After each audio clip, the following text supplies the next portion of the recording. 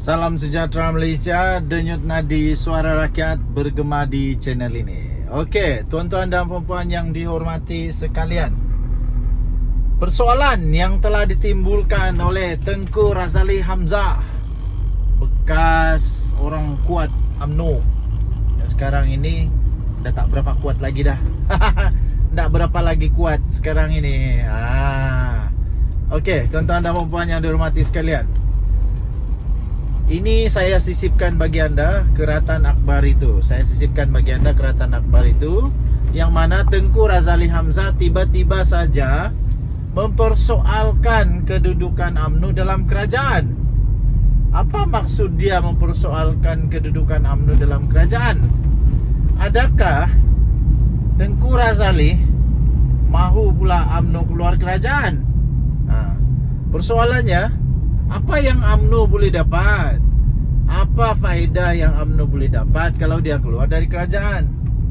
Saya lihat, sekiranya UMNO keluar dari kerajaan,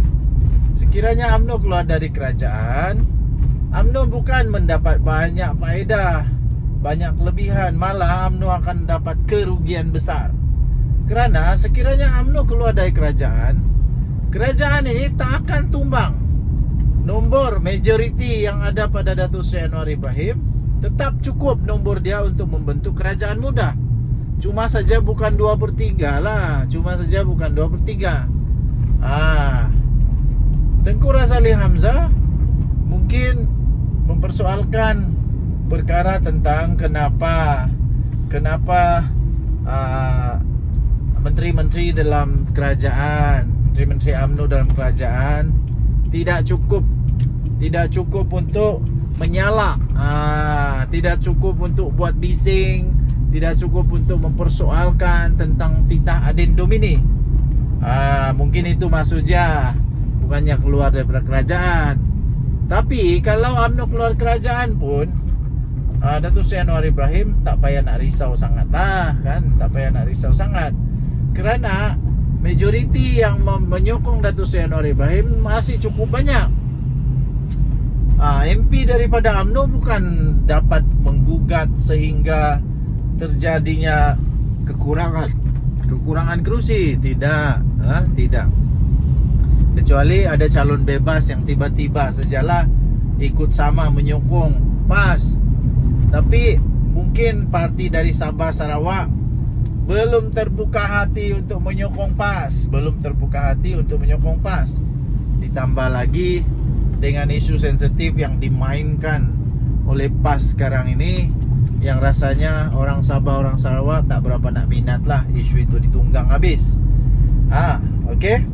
Jadi tuan-tuan dan puan-puan yang dihormati sekalian, Zahid Hamidi tak perlulah, pada saya Zahid Hamidi tak perlu nak risau sangat. Zahid Hamidi tak perlulah terlalu melatah sehingga tiba-tiba dia terpengaruh pula dengan desakan-desakan daripada PAS, terutamanya untuk Datuk Seri Anwar Ibrahim letak jawatan, ataupun ada desakan daripada luar yang supaya UMNO ni keluar daripada kerajaan. Tak payah. Lebih baik UMNO bersabar, tunggu keputusan mahkamah.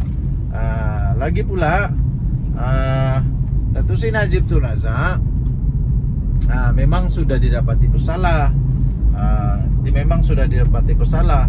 Jadi kita tunggu sajalah keputusan mahkamah, begitu. Okey.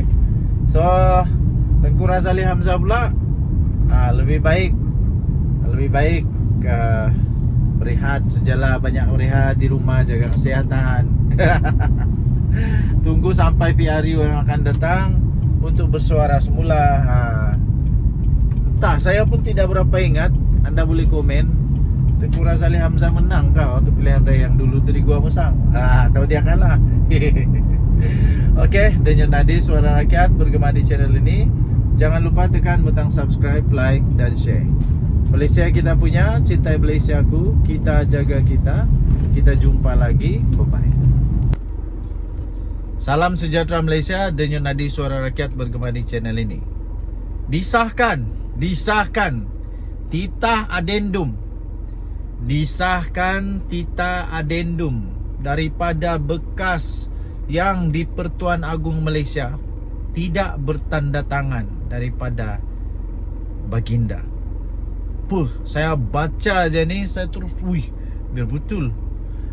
Pertama sekali tuan-tuan dan puan yang dihormati sekalian, surat ditah diraja daripada bekas yang di Pertuan Agong ini telah pun didedahkan oleh peguam.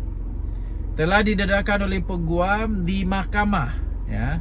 Dan surat itu ditujukan kepada Datuk Nizar, anak kepada bekas Perdana Menteri yang sudah jadi banduan, disahkan bersalah, sudah jadi banduan, masuk penjara. Sudah di penjara selama lebih kurang 2 tahun. Datuk Seri Najib Tun Razak, bosmu. Bosmu, bosku, bosnya, bos kamu, bos kita. Apa-apa jelah.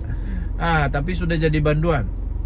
Tita itu anda boleh tengok di berita yang saya sisipkan ini, menyatakan bahawa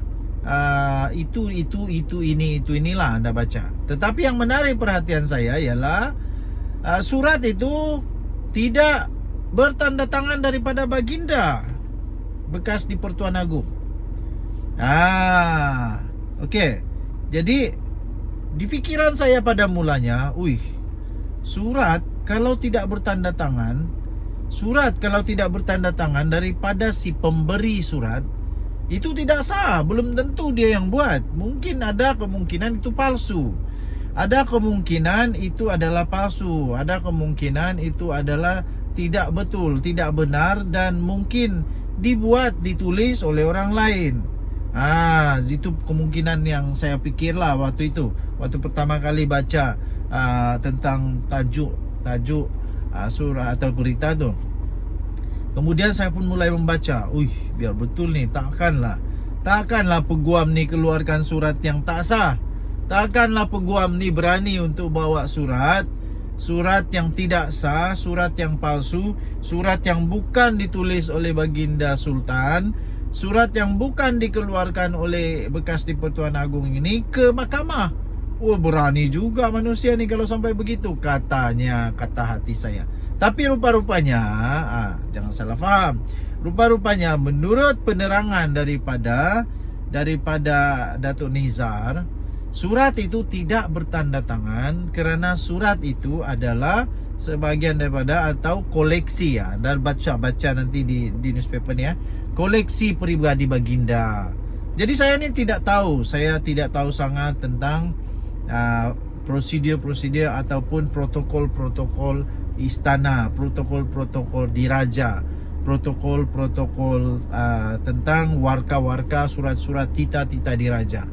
Mungkin anda yang tahu, anda boleh komen supaya kawan-kawan yang lain, teman-teman yang lain boleh mempelajari bagaimana protokol, bagaimana proses tita diraja keluar. Adakah perlu untuk ditandatangan oleh baginda atau tidak perlu? Saya kurang pasti, kita tunggulah. Okey, jadi kerana penerangan daripada Datuk Nizar itu, maka kita terima saja. Dan kerana itu sudah dibawa ke mahkamah, saya percaya benda itu diterima oleh mahkamah. Kecuali bukti itu tidak boleh diterima kerana tidak betul, tidak legit, tidak original, fake dan sebagainya, itu lain cerita. Tapi kalau sudah diterima oleh mahkamah, maksudnya benda tu betul dan begitulah prosedur untuk tita diraja. Okey? Jadi sebenarnya cerita dia begitulah. Walaupun tidak ada tanda tangan, tapi kalau betul prosedur diraja itu begitu, prosedur istana itu begitu, maka memang begitulah prosedur dia. Tidak perlu tanda tangan daripada baginda Sultan. Apapun, kita mendoakan yang baik-baik untuk negara Malaysia. Kita tetap mendoakan yang terbaik juga kepada pemimpin negara kita. Kita mendoakan yang terbaik untuk Datuk Seri Anwar Ibrahim dan juga yang terbaik untuk Datuk Seri Najib Tun Razak, bosku. Semoga dia dapat pengadilan seadil-adilnya di mahkamah. Salah tetap salah, betul tetap betul. Nothing is above the law. Okay? Dan Nadi, seorang rakyat bergema di channel ini, tinggalkan komen anda. Kita jumpa lagi. Bye-bye.